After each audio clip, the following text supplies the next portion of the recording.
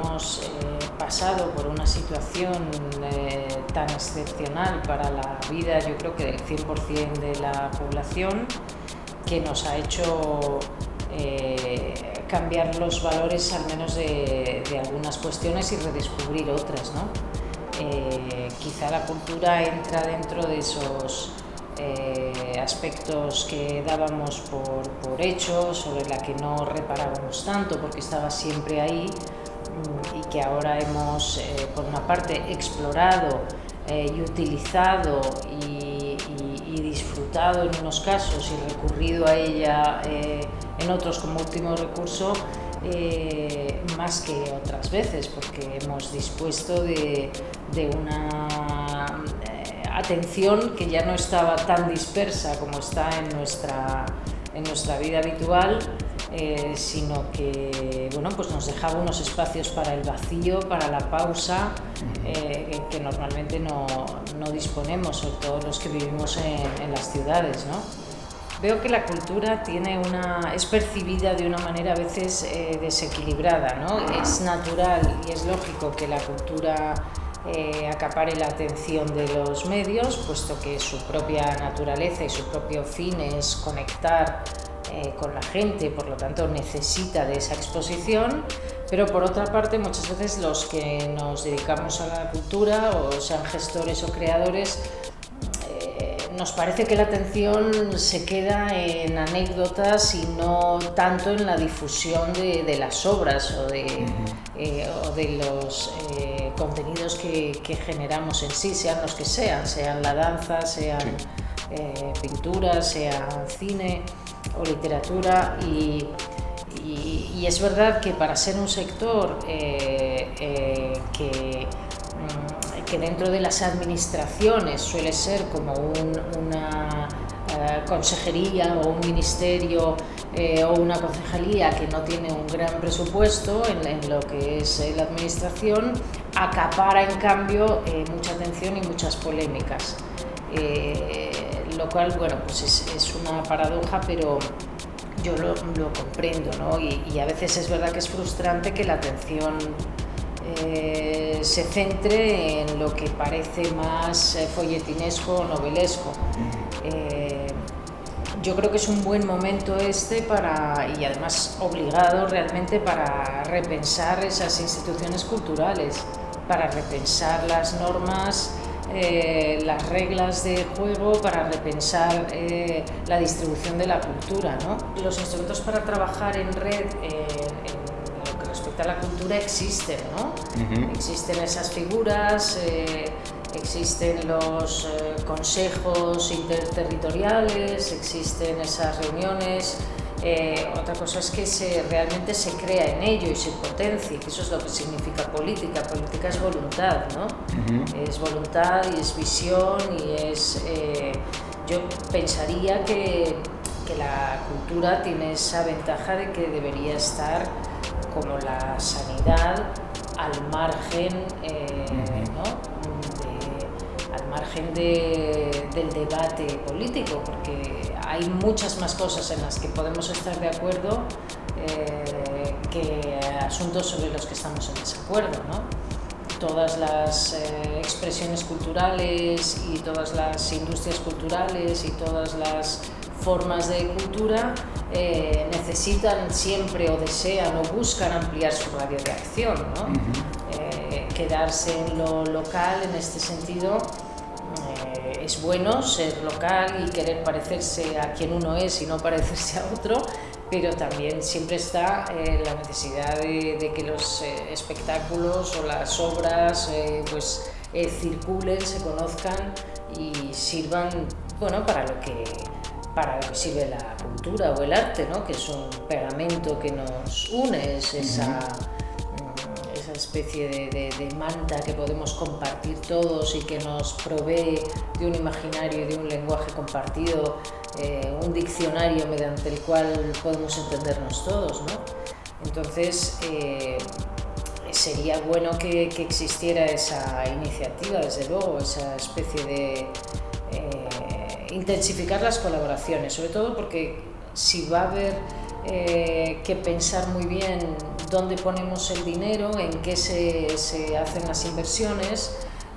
pues que se utilice los recursos de la manera más útil para todos, ¿no? Digamos que la cultura entendida como se entendía hasta a lo mejor los años 90 del siglo pasado, pues hace ya al menos 40 años que ha ido, 30 años que ha ido perdiendo su espacio, porque empezando porque han ido cambiando la naturaleza de las empresas culturales, la naturaleza del propio... digamos que el mercado se ha comido todo, también la cultura, ¿no? Sí. Y esas estructuras de mediación, ¿no? Por donde los ciudadanos accedemos a los distintos objetos culturales, me da igual que sea un libro, que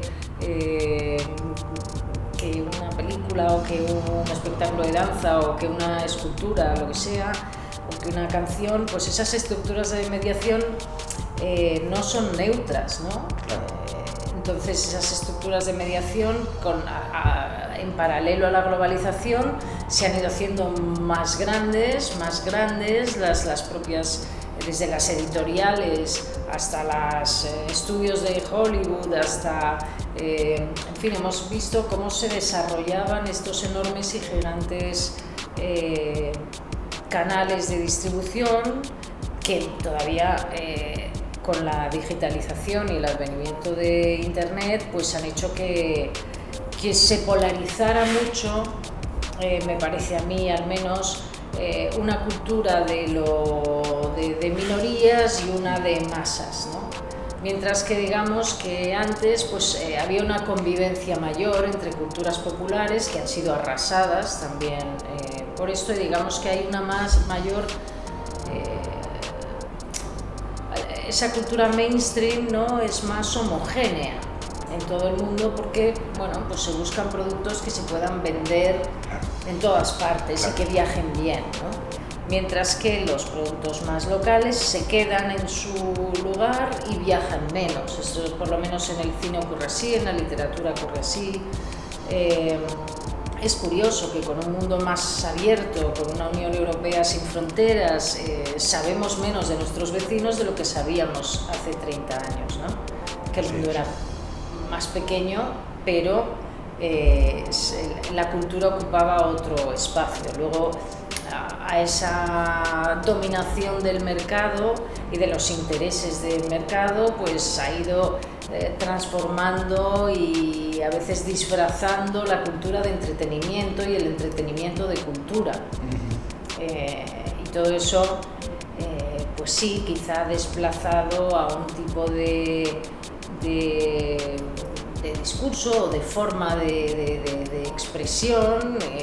que tiene más que ver con unos tiempos más pausados a lo mejor, ¿no? Y con unos tiempos en que se digiere y se asimila una película, una lectura o un tal, y tiene un tiempo de crecer, y ahora todo es un éxito que tiene que ser mucho más inmediato para no quedar fuera de la mesa de novedades en el caso de los libros o de los blockbusters. Yo creo que el valor, me parece a mí que de lo que tenemos que aprender es que, para mí por lo menos, lo más importante en el siglo XXI es que entendamos que la cultura es múltiple, que habla para pequeñas mayorías o múltiples minorías, que los relatos son muy distintos, porque las visiones de la realidad son muy distintas y que tenemos que convivir con eso. Eso va desde la política, donde tenemos un parlamento fragmentado en la mayor parte de los países, cosa que hasta ahora normalmente era infrecuente, ¿no? Salvo países como Italia. En otros países hemos tenido más bien un bipartidismo, ¿no? Que se tomaba turnos. Pues esto refleja también visiones distintas de la ciudadanía, de cómo hay que gobernarse o de cómo interpretan la realidad. O sea que para mí eso es importante, el ser muy consciente de que hay múltiples relatos, de que hay múltiples interpretaciones y de que hay múltiples minorías a las que nos dirigimos. Y luego, de nuevo, que los países como España, ¿no? Tenemos que encontrar un camino que permita sobrevivir a la cultura, que permita que no tengamos menos cinematografía, menos literatura, menos artistas, menos músicos, menos bailarines, sino que tengamos, a ser posible, más y apoyar los que tenemos y los que están por venir. Pero además de esto, que el precio que paguemos no sea parecernos a otros, quiero decir, que la imposición del mercado para sobrevivir en momentos de crisis no pase por renunciar a parecernos a nosotros mismos, que me parece un error en el que uno puede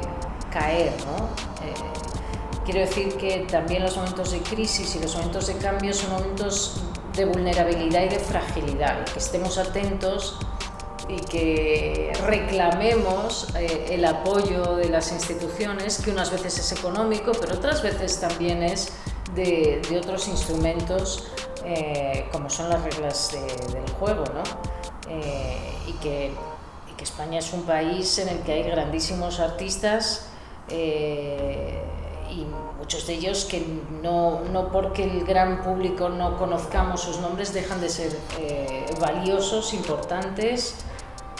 y que la cultura es, como la investigación en ciencia, a veces parece un gasto en algo muy abstracto que quién sabe cuándo dará resultados, pero cuando llega el momento de la verdad, toda esa inversión es rentable.